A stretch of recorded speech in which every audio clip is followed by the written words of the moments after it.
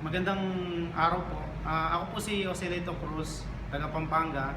Ako po ay sincere worker na pabalik na naman po ulit ngayon. Bali, pang 10 taon ko na po ngayon pagbalik sa Korea. Malaki ang naitulong po sa amin ng EPS Korea at ng POEA dahil kahit paano may mga naipundar na rin po kami mga gamit sa panghanap buhay at saka para sa pamilya.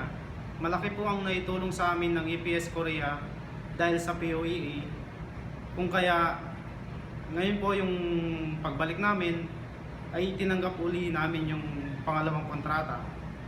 Bali, sa kadahilanan pong maganda po yung naibibigay na pasahod ng EPS ay ng mga employer ng Korea at ang mga pabahay at mga kasamahan, okay naman po, walang naging problema.